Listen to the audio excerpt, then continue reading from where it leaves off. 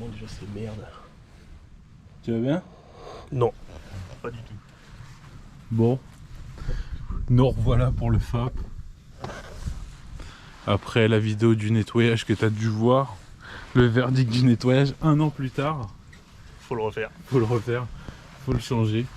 Parce que bon, semblerait que maintenant il soit officiellement mort. Ça sert plus à rien de le nettoyer. Donc les mêmes symptômes, les mêmes problèmes. Donc si tu te souviens, c'était de l'huile qui montait. Et puis bon bah des problèmes de FAP quoi en fait tout simplement. Et là tu vois un FAP, on regarde peut-être pas bien, un FAP tout neuf à l'intérieur et à l'extérieur. Donc on peut officiellement dire qu'on est sur un tuto de changement de FAP. Les meilleurs. Le meilleur. Donc on a levé la caisse, le FAP du coup c'est un FAP comme ça donc qui prend qui fait catalyseur et FAP en même temps. Bon comme tu peux voir l'accès est compliqué. Nous on est des oufs, on n'a pas regardé de tuto ni de procédure. Donc on se lance dedans, on essaye, on verra bien. Et puis bah pour toi ça te permettra d'avoir peut-être un petit tuto, une procédure pour le faire. Si jamais tu as une Hyundai, c'est quoi 1,7 litre CRDI 16V, ouais c'est ce modèle là. Donc c'est parti, là il commence à démonter le Kajutsu. Donc tu vois on a levé la voiture, c'est bien sécure partout, là ça risque jamais de tomber. Faut pas dire ça. Et du coup on va voir l'accès par en haut qui est là, qui est assez compliqué. Donc il va falloir sûrement démonter le turbo tout ça et voir l'accès par en bas si c'est pas plus simple. C'est parti. La vie est belle. On s'amuse bien, écoute, pour l'instant épanouissement total. Accès super simplifié. Donc pour monter un peu l'accès, tu vois là on commence à démonter. Tu avais la petite plaque thermique. Et là en fait il faut démonter une partie du faisceau qui est là, une partie des durites qui vont au catalyseur qui est là, la durite d'admission qui est là. Et le projet c'est de retirer, de décaler le FAP pour après démonter le turbo qui est juste derrière. Que du bonheur. Un beau projet. Et par en dessous c'est l'accès, on pourra pas sortir le FAP par en dessous. Et on espère que dans cet espace confiné, il va sortir. On n'y croit pas trop mais on y croit un peu quand même. Si, si, on y croit. Ça va rentrer tout seul. Ah, petite vis.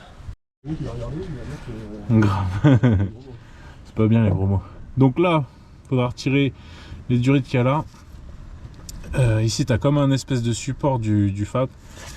Et après, un peu plus loin derrière, ici, tu as la visserie qui relie à l'échappement. Donc tout ça, c'est super, super accessible. C'est vraiment très facile. Et bien sûr, tu pourras pas sortir par en bas comme je disais, parce que tu vois là, il y a un cardan, il y a pas mal de choses. Enfin, l'accès entre le berceau et le moteur, il n'y a pas d'accès. Mais par contre, tu peux dévisser pas mal de choses. Et sur le turbo, il y a 3 vis et il y a clairement une des vis qui est quasi inaccessible en fait. Donc là, on est en train d'essayer de créer l'accès pour tout démonter et surtout accéder à cette 3e vis que même là, on n'arrive pas à la voir. Ouais, non, elle est au fond là, par là, là. C'est un bourbier. Donc voilà, on démonte et après on verra ce que ça donne. C'est quoi ça? Ça c'est un truc qui va pas être remonté ça. Bon. Attention je filme. Allez, filme. Oh putain. Donc comme tu peux voir, on a commencé à démonter le FAP. Et comme tu peux le voir également, c'est une vraie galère. Comme tu peux le voir, ça fait 4 heures. Ça fait 4 heures qu'on est dessus. Regarde là, maintenant il fait beau. Tout à l'heure il pleuvait. Donc là on est en train de démonter le turbo. Donc derrière le turbo, il y a des durites rigides d'arrivée d'huile, machin, enfin tu vois, des trucs de turbo quoi. Et en fait pour sortir le FAP, il faudrait dégager le turbo. Je t'en ai parlé tout à l'heure. Et là en fait, l'animal là, tu vois un morceau orange là qui bouge, bah, il est en dessous pour démonter les durites d'huile d'arrivée et de sortie de turbo. L'idée c'est d'extraire le turbo et ensuite on arrive à extraire ça. Lui, on a retiré du coup tout ce qui était rattaché au turbo, on a retiré la sonde lambda, on a retiré le capteur de température, je crois c'est ça la petite sonde là. Ouais, ouais c'est que t'entends ouais. Et de l'autre côté on a démonté au niveau de la tresse d'échappement. Donc on n'a pas démonté directement parce qu'on trouvait les boulons un peu douteux. Donc on s'est dit la tresse c'est pas vilain, on peut peut-être faire quelque chose. C'est surtout qu'on n'arrivait pas à les attendre. Ouais. Donc je vais pas te mentir. Toi si tu te lances là-dedans, prévois quand même quelques heures. Parce que l'accès il est super chiant. surtout pour démonter la dernière vis du turbo qui est derrière là. Ici là en fait on a deux ici et on a une troisième derrière. Et celle-là, l'accès il est sympa, il est vraiment sympathique. Donc peut-être une procédure Hyundai, hein, on sait pas. Hein, on l'a pas eu. On l'a pas vu, on l'a pas lu, on est con. Mais dans tous les cas, voilà comment on fait. Donc là on est en train de démonter le turbo. Et avec un peu de chance, on va réussir à sortir ce Fab de mort.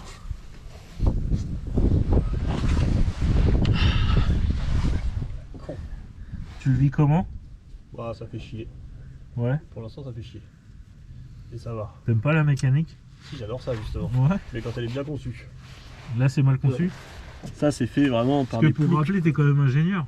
Non, faut pas le dire ça. Bon. Oula. Ouais. C'est une demi-victoire. Comme tu peux voir, le Fab est sorti partiellement. Il a toujours son cordon ombilical. Support, enfin, c'est une visserie qu'on n'a pas réussi à retirer. Place tout à l'heure, on avait peur de foirer le truc.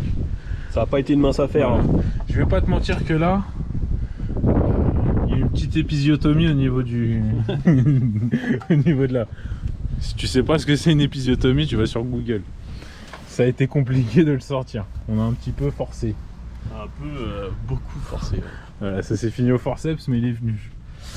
Je pense qu'en vrai, si toi t'es un mécano professionnel, là t'as un support moteur, tu le défonces, enfin tu le défonces, tu le retires, et tu fais en sorte que ton moteur se décale un peu vers l'avant. Il y a de la place ici. Tu le décales un peu vers l'avant, comme ça tu auras plus de place. Je pense que c'est la technique mieux, ouais. officielle, c'est celle-là. Donc maintenant reste à déconnecter cette MERDE, à reconnecter le nouveau FAP et puis tout remonter. Tu vois, le turbo on l'a décalé, on a dû démonter des duridules qui allaient du turbo, on les a démontés en bas pour pouvoir le décaler sereinement. Ça s'amuse bien quoi. On va pas se mentir, c'est relou. Et là, tu vois, là il n'y a plus de soleil, il y a de la pluie même. Donc voilà, la procédure c'est une galère, on va pas se mentir. Là tu vois, il y a tout qui est grippé vu que c'est chaud, ces trucs là, ça grippe à mort. Et voilà, si tu veux te lancer là-dedans, bon courage. C'était combien chez Hyundai, tout compris? 3000 balles je crois. 3000 balles. Tu vois, Hyundai ils prennent 3000 balles, là on commence à comprendre pourquoi. Bon, c'est une merde. C'est une grosse merde à faire. Merde mal conçue. Sauf que là, le Fab, tu l'as payé combien? 500 boules? 400? 400 ouais. 400 boules le Fab contre 3000 balles chez Hyundai. Donc 3000 balles, je vais pas te mentir, t'en chies un peu. Enfin, 400 balles, t'en chies un peu. Mais c'est toujours moins cher. Mais c'est toujours moins cher. Et ouais, l'accès là, c'est merdique. Par en bas, tu peux pas, t'as les cardans, t'as le berceau. Faut le sortir par le haut. Et ouais, je pense que le mieux, c'est de décaler le moteur. Donc voilà. Voilà, on s'amuse bien. La prochaine fois, on ramènera une voiture digne de ce nom pour faire des trucs un peu plus sympas parce que. Ouais, parce qu'il dit pas, mais. Les mazoutes pourris, on commence à en avoir un peu ras le Parce cul. que là, il a un V8 essence presque éthanol. Ah, presque. Presque éthanol. Dans son garage. Vas-y, je vais sortir. Attends, c'est tout. Ça va aller. En plus, je crois qu'ils mettent des écrous en demi-taille, tu vois. Le 13 est trop petit, le 14 est trop gros. Si toi, t'es connaisseur coréen, est-ce que les Coréens ont des tailles? Parce que la plupart des vis sont en 14 ou en 13. Et on se demande s'il n'y a pas un espèce de 13,5 aussi, tu vois, chez le Coréen. Le 13 rentre pas. Mais le 14, il a beaucoup trop de jeux, tu vois. Après, là, la clé de 14 qui est appris chez nous. Ouais, c'est une Parkside. Ouais, c'est de la merde. Ouais, c'est une Parkside. Celle-là, elle a mangé. Elle en a déjà vu, j'ai pas. Ouais, non, celle-là, on a vu des verres. Il y a beaucoup de jeux, quoi. Ça défonce l'écrou. Ouais, prends la Facon. La Facon. Ouais, elle sera meilleure. La Facon, elle se déforme pas trop. Mais même la Sam, hein. Tiens, elle est là, la Facon. Normalement, celle-là, elle se déforme un peu. Ouais, elle se déforme quand même. Ouais, laisse tomber. T'avais fait un truc en lui? Ouais, si, j'avais fait un truc en dessus. lui. Non, mais il était posé dessus. Donc là, tu vois, t'as l'ancien. À la benne. Une belle merde. Voilà, donc ça, si t'as des copains ferrailleurs, bon, voilà, ça peut les intéresser. Et le nouveau qui est un peu plus petit, qu'on a rentré, bon, soit c'est grâce à l'épisiotomie qui s'est passé ici, mais je pense que le nouveau est plus petit. Je pense que c'est qu'il y a des petits raccords. Ouais, puis il y a déjà. Ouais, je pense qu'il y avait des durites en moins. Déjà, il y a des durites qu'on a dû, tu vois, il y a un chalumeau. Tu verras pas, mais il y a une disqueuse. Ouais. Et il y en a qui sont pas sortis dans le respect, quoi. Celle-là, tu vois, on a dû forcer un petit peu, quoi. Mais c'est sorti. Donc voilà, prévois un peu d'équipement. Prévois un peu de temps. Un chalumeau. Une météo qui s'adapte.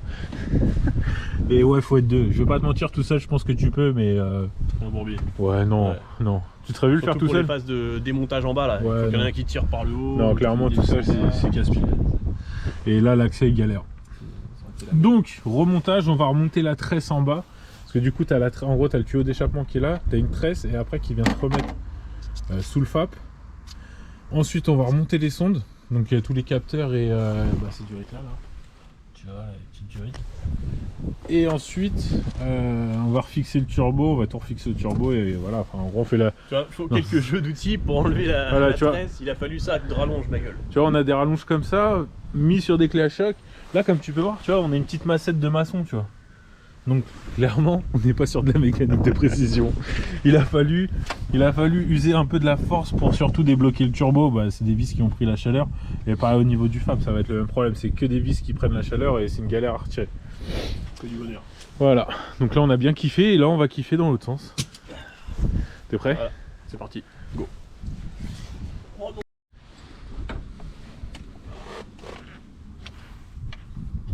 Ouais, il faut que le feu, cette bagnole. Tu vois le FAP là, il s'est trop monté. On est en train de remettre tout ce qui est capteur de pression, c'est une vraie galère. C'est vraiment une grosse galère de ouf. Là, comme tu peux voir, il y a un spot de sortie, c'est qu'il commence à faire nuit. Ça pue la défaite.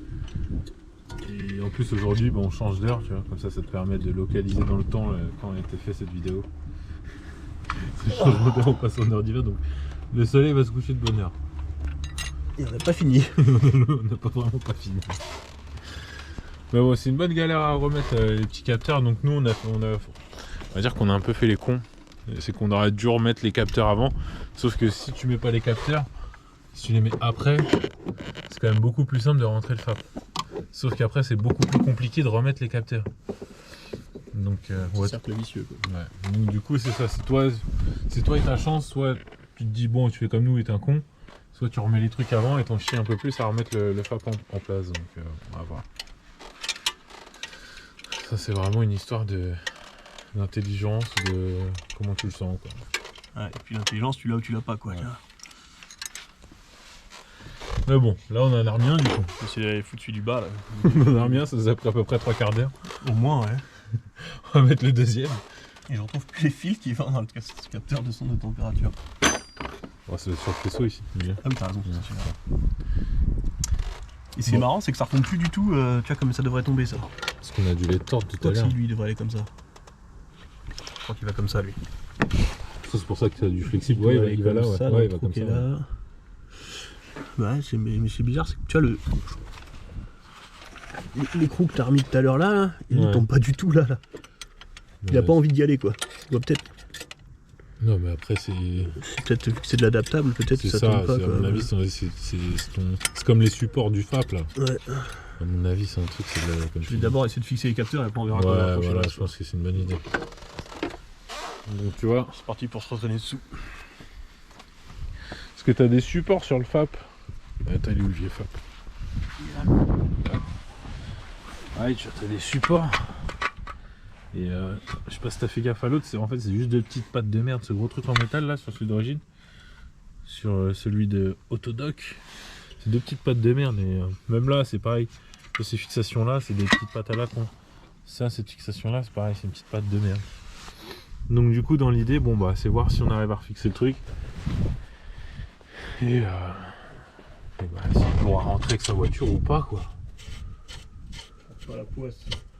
Bah oui, il arrivera. Je vais rentrer avec ma voiture. La question c'est est-ce que c'est aujourd'hui ou pas? Bon, le collègue est parti pisser. Donc là, tu vois, on a remis de la lambda. On a remis les sondes de capteur de pression, capteur de température.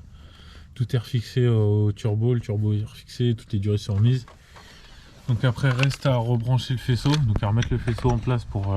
c'est le faisceau d'injection. On a dû le retirer parce qu'en fait, le plastique du faisceau vient ici. Et derrière, rebrancher tout ce qui est électronique, donc les sondes lambda et compagnie. Donc en soi, ça sent bon. On est plus proche de la fin que du début, ouais. Et il restera à connecter l'échappement dessous, là tu le vois pas, mais en gros l'échappement est déconnecté.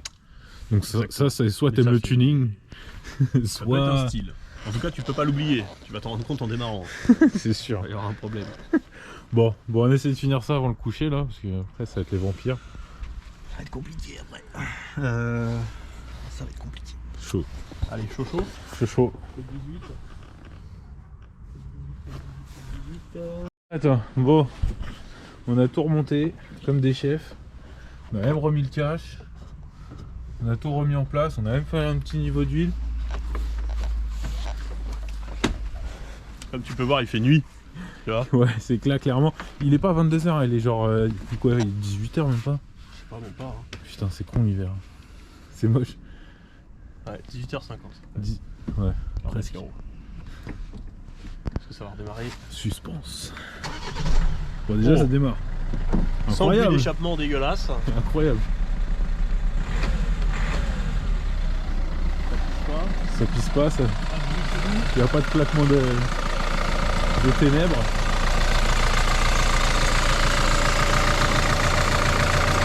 Il semblerait qu'on ait fait le taf. Hein. Il y a des petites fumées, mais bon, ça c'est le WD-40, c'est ça, non? Il n'y a pas de bruit d'échappement dégueulasse en tout cas, ou de trucs bizarres. Bon, écoute, ça a l'air de le faire. Hein. C'est comme neuf. Hein. Nickel. Bon voilà, on t'a montré comment nettoyer ton FAP pour 40 balles. Comment Ouais. ça ne marchait pas forcément toujours très bien. Voilà, ça a marché pendant un an quand même. Hein. Ça Ouais. va faire un an qu'on a fait la vidéo. À peu près, ouais. Ouais, à peu Ça près. doit Hein. faire- ça doit faire ça, ouais. Et là, on t'a montré comment changer ton FAP pour 400 balles. C'est pas le même budget, C'est mais pas le même budget, mais le résultat normalement devrait être meilleur. donc voilà, abonne-toi si tu veux des vidéos de qualité, des featuring. Désabonne-toi. Ouais, désabonne-toi. Franchement, vu la qualité et la fin de la vidéo, désabonne-toi. Mais en tout cas, voilà, si un jour tu veux changer un FAP sur une CRDI 1.7, Va au garage. au garage. Ça fait chier. C'est un bourbier. Non, bon, en tout cas, là, on l'a fait. C'est faisable, tu peux le faire. A plus. Allez. Prochain bourbier. Oh putain.